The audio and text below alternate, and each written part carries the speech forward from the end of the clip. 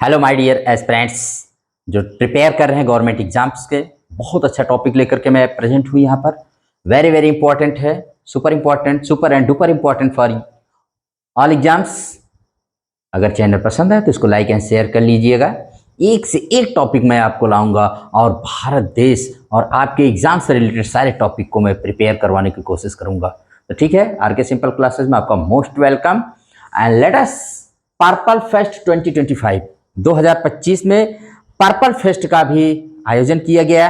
कहाँ किया गया, क्यों किया गया, किसने किया, who inaugurated, where inaugurated, why inaugurated, all answers you will find and something more also। तो where कहाँ किया गया, राष्ट्रपति भवन में किया गया। किसने किया, तो भारत की राष्ट्रपति द्रौपदी मुर्मू जी ने किया। कौन इसका आयोजन करवाता है, तो इसको आप जान लीजिए। इसका आयोजन जो होता है, the purple fest has been organised by the union ministry of social justice and empowerment in association with Rashtrapati Bhavan. Rashtrapati Bhavan के एसोसिएशन के साथ भारत की ministry of social justice and empowerment के साथ इसको किया गया। ठीक है, तो व्हाट इज पर्पल फेस्ट, क्या है पर्पल, बैगनी रंग, बैगनी त्योहार क्या है ये। तो देखिए, the purple fest celebrates the talents, achievements and aspirations of persons with disabilities. Disabilities PWDs कहते हैं, आल्सो नोन एज दिव्यांगजन इन इंडिया। भारत में जो विकलांग हैं, जिनको भारत में दिव्यांगजन कहा जाता है, मोदी जी ने इनको नाम दिया है पर्पल फेस्ट। उनकी जो टैलेंट्स, अचीवमेंट्स और एस्पिरेशंस को, जो विकलांग लोग, उनकी क्षमताओं को मनाने का एक त्योहार है पर्पल फेस्ट। ठीक है, the first purple fest in the country was organised in Panjim, Goa in January 2023। 2023 में गोवा के पणजी में पहली बार पर्पल फेस्ट का आयोजन किया गया था। और 2024 में 2025 में इसका दोनों आयोजन कहाँ हो रहा है, कहाँ हुआ, तो राष्ट्रपति भवन के किसमें भाई, राष्ट्रपति भवन में हुआ। इसको याद रखिएगा, वेरी वेरी इंपॉर्टेंट है। और कहाँ पर हुआ, अमृत उद्यान। अमृत उद्यान आप जानते हैं, वही जिसको पहले मुगल गार्डन कहते थे, उसी का नाम बदल करके उसका नाम क्या रख दिया गया, अमृत उद्यान हो गया है, याद रखिएगा। अब देखो, ये जो मिनिस्ट्री है भारत सरकार की, the union ministry of social justice and empowerment, इसके द्वारा सिंस 2022 से the ministry regularly organises the Divya कला मेला।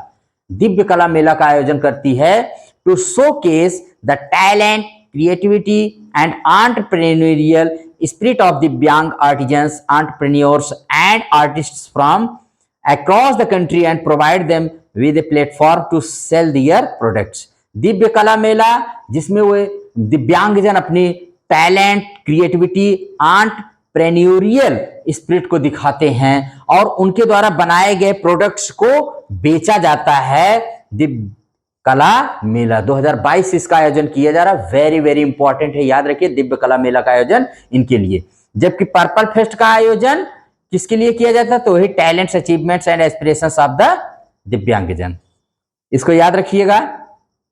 और अब देख लेते हैं, the purple fest focuses on the cultural and sports achievements of divyangs. Purple fest जो होता है उनके कल्चरल और स्पोर्ट्स अचीवमेंट्स को दिव्यांग्स को दिखाता है।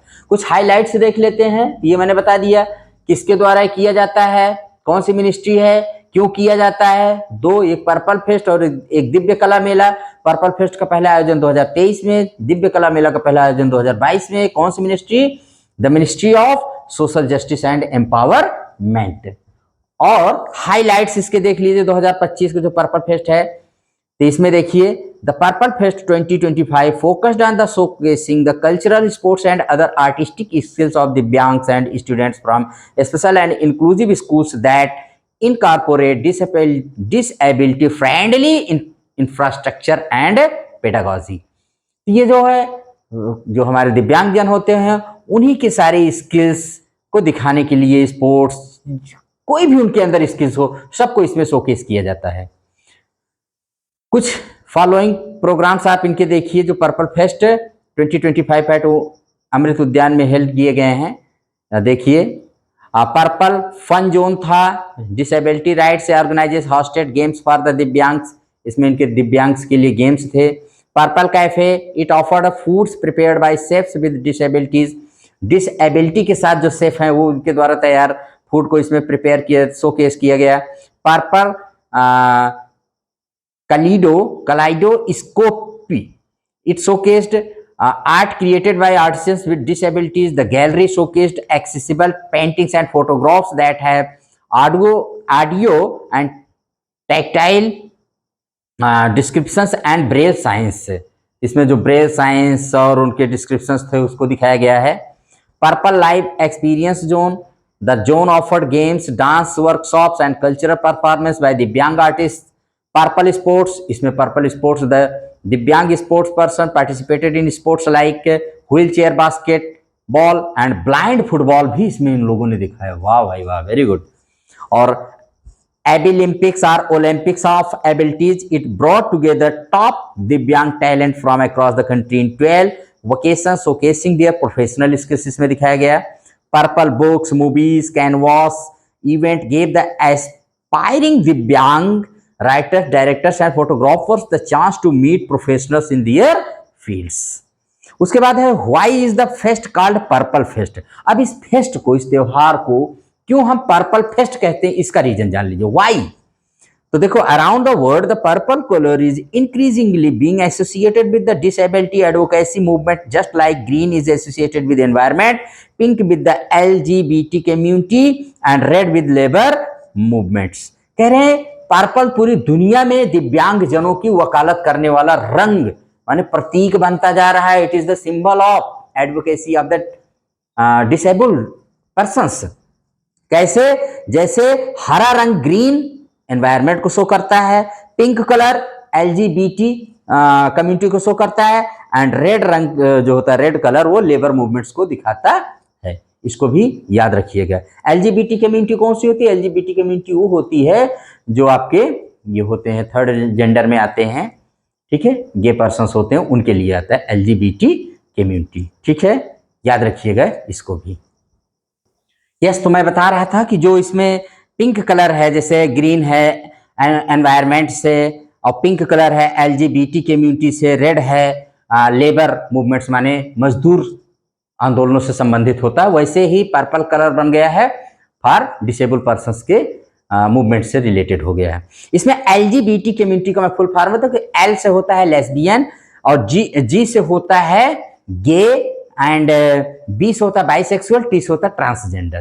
तो LGBT ये चारों lesbian, gay, bisexual and transgender, तो इनके लिए पिंक कलर आता है। The purple colour is associated with dignity, respect and empowerment and conveys a sense of unity and solidity. ये पर्पल कलर जो होता है वो डिग्निटी का, रेस्पेक्ट का, एम्पावरमेंट का सेंस देता है, साथ साथ यूनिटी और सॉलिडिटी की भी बात करता है। The colour has become a symbol to individuals and organizations to show their commitment to promoting individuality, inclusivity and equality for disabled people. It also symbolically serves as a reminder to society about the importance of recognizing and acknowledging the contributions of the disabled community. ये totally disabled community को represent करता है colour, इसीलिए इसको बनाया गया है। अगर आप क्वेश्चन आता है कि पर्पल फेस्ट 2025 कहाँ पर किया गया, तो राष्ट्रपति भवन में किया गया, ठीक है, और किसने इनॉग्रेट किया, तो राष्ट्रपति जी ने किया है भाई। Who organise the purple fest 2025, किसने किया, ऑर्गेनाइज किसने किया, तो union ministry of social justice and empowerment in association with Rashtrapati Bhavan. और purple colour is associated with हुई सोशल मूवमेंट, तो याद रखिएगा डिसेबिलिटी एडवोकेसी मूवमेंट से ये रिलेटेड है। This is very very important for you all. अब इसी से राष्ट्रपति भवन चले, थोड़ा सा राष्ट्रपति भवन के बारे में घूम ले। आप जानते हैं कि राष्ट्रपति भवन भारत का सबसे बड़ा भवन है, इससे बड़ा कोई भवन नहीं, महंगा जरूर हो सकता है लेकिन इससे बड़ा, the biggest house in the world that is our Rashtrapati Bhavan. तो राष्ट्रपति भवन के बारे में थोड़ा सा जान ले। अभी मैंने कहा कि वहां का मुगल गार्डन को आपको अमृत गार्डन कर दिया गया है। अभी वहां पर दो हाल थे, दरबार हाल का नाम गणतंत्र मंडप और अशोक हाल का नाम कर दिया गया था अशोक मंडप। किससे? वही जो अंग्रेजों के जमाने के नाम थे उनको सबको चेंज करने के लिए। Rashtrapati Bhavan is the official residence and office of the president of India and is the symbol of modern Indian state and it's people. तो आप इसको अच्छे से याद रखिएगा, वेरी वेरी इंपॉर्टेंट है। अब गणतंत्र मंडप और अशोक मंडप, मैंने बताया ना कि दरबार हाल और अशोक हाल का जो नाम बदला गया तो उसके बारे में जान लीजिए। The Darbar Hall of the Rashtrapati Bhavan, which has been renamed Ganatantra Mandap, hosts important ceremonies and celebrations such as presentation of national awards. ये नेशनल अवार्ड्स इसी गणतंत्र मंडप में ही दिए जाते हैं, याद रखिएगा, वेरी वेरी इंपॉर्टेंट है, वेरी वेरी इंपॉर्टेंट है, इस बात को आप जानते रहिएगा। और the British gave Durbar hall the name as Durbar in Persian refers to courts and assemblies of kings, ये अंग्रेजों ने नाम दिया था पर्सिया में दरबार। With the India becoming a republic and a democratic country after the promulgation of the Constitution on 26 January 1950, the word Darbar lost relevance and hence Ganatantra Mandap was chosen. Republic in Hindi means Ganatantra. It signifies that there is no rule of king or queen and the head of the state, president and head of the government, prime minister are elected by the people. हमारे यहाँ head of the state कौन होता है? तो राष्ट्रपति होते हैं, जिन्हें देश का प्रथम नागरिक कहा जाता है, जो इस राष्ट्रपति भवन में रहते हैं, सबसे बड़े भारत के भवन में। और हेड ऑफ द गवर्नमेंट कौन होता है? प्रधानमंत्री होते हैं, जो वास्तविक कार्यपालिका जिनके हाथों में होती है। Ashok hall was originally a ballroom but it has been renamed at Ashok Mandap to bring uniformity to the language and remove the trace of English colonialism. अब अंग्रेजों की उपनिवेशवादिता को हटाने के लिए इसका नाम बदला गया अशोक हॉल का। अब राष्ट्रपति भवन के बारे में जान लीजिए। Rashtrapati Bhavan is the official residence and office of the president of India. आप जानते हैं भारत के राष्ट्रपति का आधिकारिक निवास है। ड्यूरिंग द दिल्ली दरबार held by British on 12 December 1911 and attended by the British monarch King George Pancham, an announcement was made to shift the capital of British India from Kolkata to Delhi. जानते हैं 12 दिसंबर 1911 को जब हमारे यहाँ दिल्ली दरबार आयोजित किया गया तो जॉर्ज पंचम जो वहाँ के राजा थे, उन्होंने जो आए हुए थे, उन्होंने घोषणा की कि भारत की राजधानी अब कलकत्ता से क्या होगी, नई दिल्ली बनाई जाएगी और नई दिल्ली बसाई जाएगी। तभी से न्यू दिल्ली टर्म आया और न्यू दिल्ली रायसीना हिल्स पर यह बसाया गया। British architect Edward Lutyens was given the task of designing the new capital and a house for the viceroy of India. और एडवर्ड लुटियन को जिम्मेदारी दी गई, जो बहुत मशहूर आर्किटेक्ट थे, कि आप एक न्यू कैपिटल न्यू दिल्ली के नाम से बनाइए और एक नया घर वाइसराय ऑफ इंडिया, भारत के वाइसराय के लिए बनाइए। The viceroy was the representative of British monarch and ruled India on behalf of the British crown. British crown की तरफ से, राजा की तरफ से वाइसराय ही भारत में शासन करता था। Construction of viceroy house started during viceroy Lord Hardinge tenure 1910 to 1916 and was completed during Viceroy Lord Irwin's tenure in 1929. Lord Hardinge के समय में शुरू हुआ था, लॉर्ड इरविन के समय में कंप्लीट हुआ 1929 में। ये वाइसराय का कंप्लीशन माने construction. Lord Irwin was the first viceroy to live in the viceroy house. और लॉर्ड इरविन जो थे पहले वाइसराय थे जो इस वाइसराय हाउस में रहे। After independence, the Viceroy House was renamed Government House on 15 August 1947. और 15 अगस्त 1947 को जब देश आजाद हुआ तो वाइसराय हाउस का नाम रख दिया गया government house. The name of Government House was changed to Rashtrapati Bhavan during the tenure of first President of India, doctor Rajendra Prasad. और डॉक्टर राजेंद्र प्रसाद के समय में इसका नाम गवर्नमेंट हाउस से बदल कर दिया गया राष्ट्रपति भवन, जो पहले देश के राष्ट्रपति थे। Rashtrapati Bhavan house is an H-shaped building built on 5 acres of land and a 330-acre estate. The 4-floor building has 340 rooms, 2.5 kilometers of corridors and 190 acres of garden area called Mughal garden but now Amrit garden. 5 एकड़ में फैला हुआ 330 एकड़ state का 4 मंजिला building है राष्ट्रपति house और 340 कमरे हैं, 2.5 किलोमीटर का इसमें कॉरिडोर बना हुआ है, 190 एकड़ का गार्डन है जिसको पहले मुगल गार्डन आज अमृत गार्डन कहते हैं। 190 एकड़ में है, 340 कमरे हैं, 4 मंजिला इमारत है, 5 एकड़ लैंड में फैला हुआ है। अब प्रेसिडेंट के बारे में थोड़ा सा जान लीजिए। तो हमारे यहाँ जो प्रेसिडेंट है 15th प्रेसिडेंट के रूप में काम कर रही है द्रौपदी मुर्मू जी, जो 25 जुलाई 2022 को राष्ट्रपति बनी थी 5 ईयर के लिए। She is the second woman to become the president of India after Pratibha Patil, 12th president of India from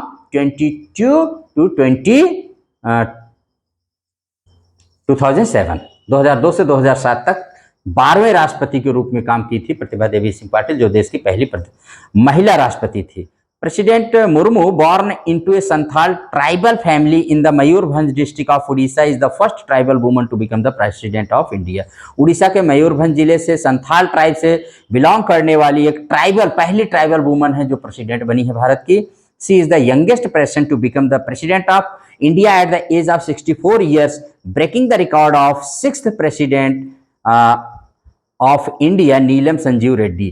और ये सबसे कम उम्र की राष्ट्रपति बनने वाली बनी हैं, जो 64 साल की उम्र में बनी है, और इन्होंने रिकॉर्ड तोड़ा है। भारत के छठे प्रेसिडेंट जो 1977 से 1982 तक थे, नीलम संजीव रेड्डी का, इन्होंने रिकॉर्ड तोड़ दिया। पहले ये रिकॉर्ड उन्हीं के नाम था, वो सबसे कम उम्र में राष्ट्रपति बने थे। तो ये मैंने आपको राष्ट्रपति के बारे में बता दिया। दिल्ली जो यमुना नदी के किनारे स्थित है, और ये राष्ट्रपति भवन जो हमारे यहाँ सीट ऑफ गवर्नमेंट मानी जाती है। वैसे तो हमारे यहाँ लोकतंत्र में सीट ऑफ गवर्नमेंट माने जो बनाया जाता है लॉ तो पार्लियामेंट में है, लेकिन राष्ट्रपति भवन भी हमारे यहाँ माना जाता है गवर्नमेंट का ऑफिशियल रेसिडेंस ऑफ प्रेसिडेंट, जो फर्स्ट सिटीजन ऑफ इंडिया होते हैं, प्रथम देश की नागरिक होती हैं। याद रखिएगा इस बात को, बहुत बहुत इंपॉर्टेंट है ये। अगर पूछा जाए कि गणतंत्र और मंडप और अशोक मंडप का नया नाम क्या है, तो आप जानते रहिएगा कि गणतंत्र मंडप का पुराना नाम क्या था भाई, दरबार हॉल, और अशोक मंडप का पुराना नाम क्या था, अशोक हॉल। और राष्ट्रपति भवन में कैसे इसका पहला क्या नाम था, तो इसका सबसे पहले नाम था वायसराय हाउस। फिर उसके बाद आज़ादी 15 अगस्त 1947 का नाम गवर्नमेंट हाउस, लेकिन बाद में राजेंद्र प्रसाद के समय में प्रथम राष्ट्रपति जो थे उनके समय में इसका नाम हो गया राष्ट्रपति भवन। 3 नाम, वायसराय हाउस, गवर्नमेंट हाउस, राष्ट्रपति भवन। और किसने डिजाइन किया, तो आप याद रखिए ब्रिटिश आर्किटेक्ट एडवर्ड लुटियन ने किया था। क्या शेप है इसका, तो एच शेप्ड है building with 4 floors, 340 rooms, 2.5 kilometres of corridors, 190 acres of garden area called Mughal garden but now Amrit garden कहा जाता है। Who was the first person to occupy, viceroy Lord Irwin in 1929, उन्होंने ही उसका उद्घाटन भी किया था।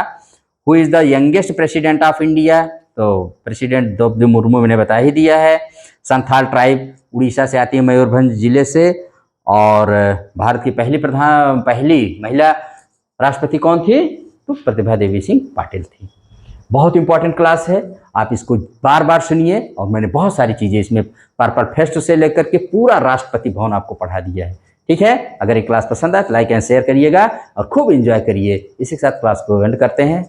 आप इसको लाइक शेयर सब्सक्राइब करिए। Thank you very much.